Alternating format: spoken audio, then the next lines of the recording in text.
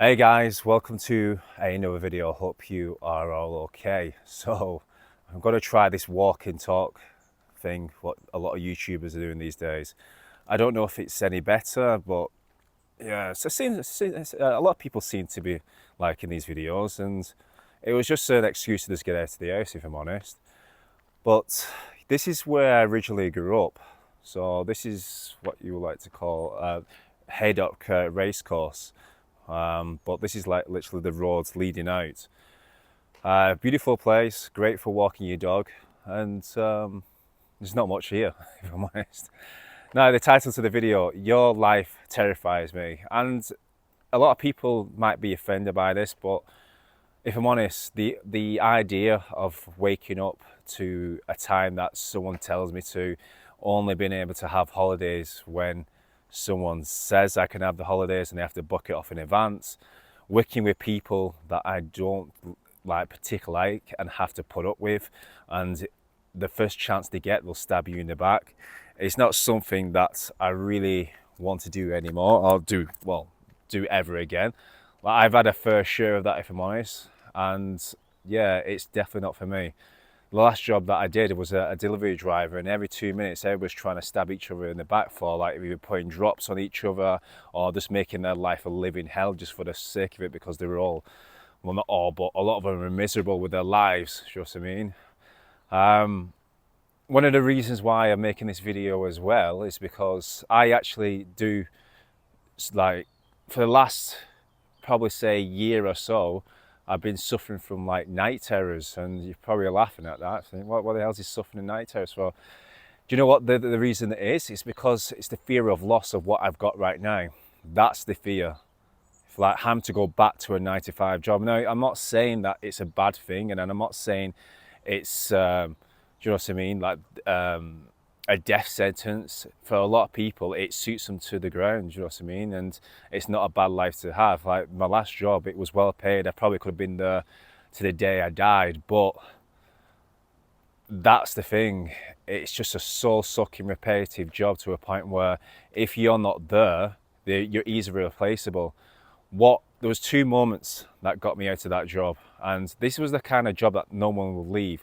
The only way you would leave this company is if you were fired or you died and retired. It was either one of them two. Okay, and two moments stuck in my head. The first one was me sitting outside of the van thinking, what the hell am I doing with life? I know I'm worth a lot more than this. And previous to that situation, I'd just come back from Thailand, and I knew that the grass was greener on the other side. The second moment was the straw that broke the camel's back, as they say. So I go in one day, we have to go and get these invoices for the shops that we go to, and the lady I used to always speak to every morning, we used to say, good morning, what's happening, blah, blah, blah, blah.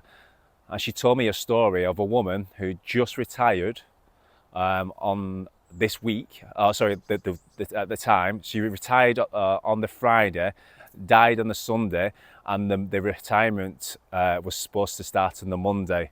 That terrified the hell out of me, realizing that you could work for a company literally to the bone, and you could die the next day of one day before retirement. It terrified the shit out of me, and I knew at that point I need to do something in my life. So yeah, it's crazy. And one of the reasons why I'm making this video is that I've started going for runs while I'm in England, and I usually typically go when people get home from work, because it's a lot cooler. It's decently hot right now, which is quite nice. It's a change. And when I'm running past these houses or wherever, I can see them all in the front room, and it sounds bad. It sounds like I'm peeping at them, but it's your own fault for keeping the curtains open. But you can see them sitting like the watching the TV of the shows that are always on after work, and I'm just thinking, that's no way to live. That's no way to live. Thinking about it for a second, you wake up in the morning, you get whatever crappy breakfast that you normally have. You go to work, you usually have to, it takes ages to get there because of rush hour or whatever. You go in, dreading work. You're looking at the clock for the first 2 hours. It's dinner. You're trying to have something that you might enjoy. You speak to your colleagues about some random crap that you're going to be doing at the weekend, which is probably hardly anything. Watching the football. God, I would never be one of them footballers. I love playing it, but I fucking hate talking about it. Like this team has beat this team for the 50th time. We are going to be doing this. I'm like, last time I checked, mate, you weren't on the fucking fields. Do you know what I mean? Oh, our new kit. What do you mean your new kit? It's not your new kit. You know what I mean? Like, if you die tomorrow, no one's going to be leaving you a memorial on that, that pitch. So stop acting like you're bloody part of the bloody team. They don't even know you exist. Jesus. Sorry, that was a side rant that, but it just does me head in when they talk about that. Yeah. Anyway, so yeah, talk about random crap that you're going to be doing at the weekend, or some barbecue you're going to be going to, or your missus is making you go and do something that you don't want to do, or you're looking forward to an holiday that you've been saving up for all year for 2 weeks, and then it's gone before you know it, and it's exhausting. That life, just thinking about it and talk about it, is exhausting. It's not for me. It really isn't. I could never go back to that. I'd rather live in a 1-bedroom shack in Thailand eating rice than go back to that shit. And again, I'm not trying to, upset anyone. It's just not for me. I just couldn't do it anymore. I just couldn't do it. Knowing what's out there and what's available to people. Again, same with women as well. I can't go back to English women. You're all too boring.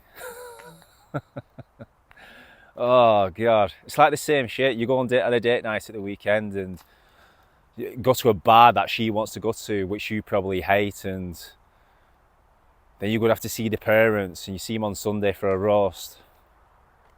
And then you probably, like, after a while, after about a year or two, you have to go to weddings that her friends, and you just absolutely like she tells you before you go out, or you better be smiling, or you better be speaking to people. Do you know what I mean? It's rude if you don't speak to people. Fuck that.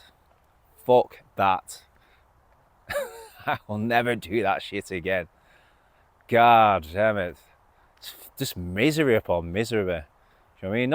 Not having the ability to go and do what you want when you want. As a guy, it's just a death sentence. And even when you point out with this, you think, at least it's reliable sex. It never is anyway. After about 2 years, you've had enough. It's like twice per week, and she gives you a blowjob when she thinks you're a good boy and you've done the chores.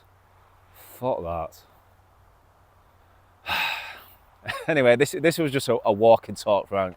And if you liked it, obviously let me know in the comments. But yeah, this 9 to 5 life is just not for me. When you go to, like, Southeast Asia, it just changes everything. And you're probably thinking, like, what's he talking about? It can't be that good. It really is. Like I said, their night terrors come from a fear of loss of my life over there in the Philippines or Thailand. And I've got to protect it with everything I've got. Anyway, like and subscribe, you know the score. And I'll speak to you soon. Bye-bye.